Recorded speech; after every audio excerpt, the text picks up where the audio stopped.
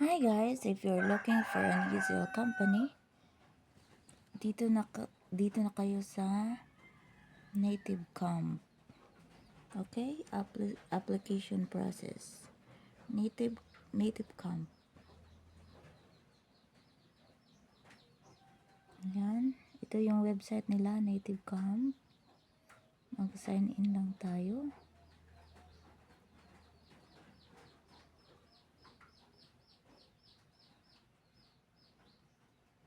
Wait a minute.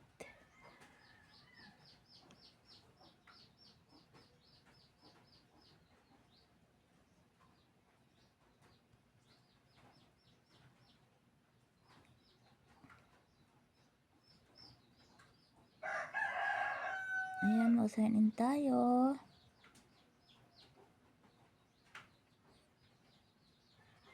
Ito yung ano nila. Mail application process. Ayan, mail confirm, basic account info, English proficiency test, environment check. Ayan, environment check. Basic, again, mail confirm, basic account info, English proficiency, environment check, and then how to teach, and then demo lesson. Ayan, step 1.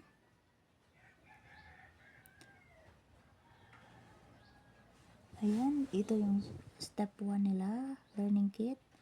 English only policy, stay in a quiet room, focus on lesson, and then standby. Then lesson flow. Ayan, warm up 2 minutes, lesson materials, and then wrap up and feedback. Okay, and then 3, demo lesson textbook. Ayan, daily new example. Ito yung ano nila, demo lesson ng mga applicants. Okay? So, daily news, advanced flavor science, smart tongue. And then, ito yung tutorial videos nila. Ayan. Okay, i-click natin tong demo lesson textbook. Ayan. Ayan, advancing flavor science, smart tongue. Tapos dito sa gilid, merong sample or meron silang sample na kung ano ang gagawin mo sa demonstration mo. Okay, like for example here, so ito yung script, okay? So script of conversation before the lesson. Okay, so the first one, hello, welcome to Nativecamp. I'm teacher Anna, for example. May I know your name? Okay, so for example, Nico. All right, Nico, it's nice to meet you. Before we begin, I have a few questions for you. First, can you hear me and see me clearly? Is my speaking speed okay with you, or do I need to slow down? And then you have to say, great, perfect, let's get started with the lesson. Okay, so the title is Advancing Flavor Science, Smart Tongue. Okay, so ito yung title ng demo lessons. Okay, so let's have words and phrases. Let's learn some of the words that are used in the article. Okay, so repeat words and sample sentences. This one. So let's have the first word. Please repeat after me once. Okay? So let's read the sample sentence. Okay, so we made multiple copies of the report. Okay, so let's read the sample. So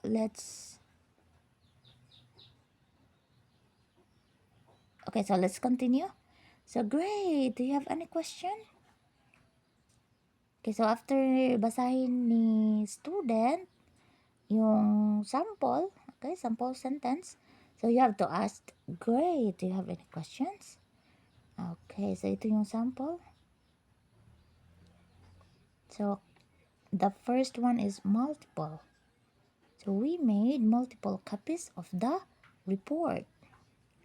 Okay, so let's move on to the next part, comprehension. So please look at the listening focus and read the directions. Okay, so this is the listening focus. Okay, so first of all, let's check some questions that you need to focus on listening. Okay, so let's check the questions that you will have to answer later. Then please look at the questions as I read it twice. Okay, so number one, so reading questions, you have to read the question slowly. Okay, so reading the questions natural speed. Okay, so what did a research team develop? Okay, so you have to refer to the textbook. Okay, so this one, listen to the article. Now, let's listen to the audio, and then it starts now.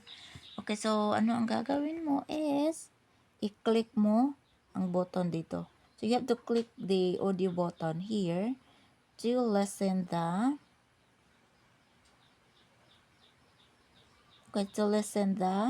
this one. Okay, so let's listen carefully. Advancing flavor science, smart tongue. So, research team developed an artificial electronic tongue system that mimics the human sense of taste. This discovery will be used in multiple industries to measure saltiness, sourness, bitterness, and sweetness simultaneously. Okay, so after listening, so well done. This time, let's proceed to answer the questions. Okay, so I read a question and please say your answer out loud. Let's start with number one.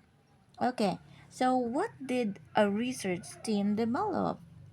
Okay, so a research team developed an artificial electronic tongue system that mimics the human sense of taste. Okay, so after answering the questions, you have to say, great, now let's move on to the next activity, which is discussion.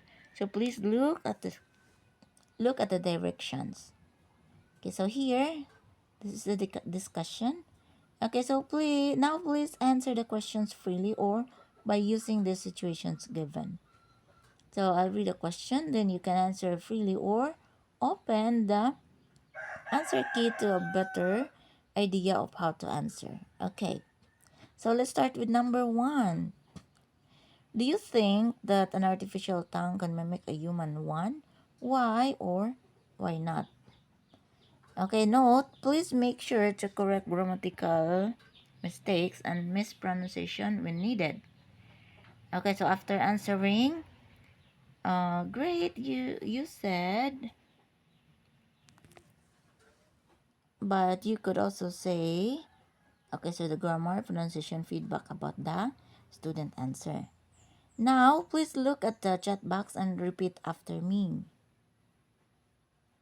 So after having done all activities, you have to say, great, let's review today's lesson. But in the actual lesson, a review is conducted at the end of the lesson but will be omitted in the demo lesson. Okay, so this demo lesson doesn't have review part. Okay, so that's it. Ganito lang ang pag-apply dito sa Nativecamp. Okay? So, thank you so much for watching. Sana ay nakatulong ang aking video. Thank you so much, aspiring applicants. See you!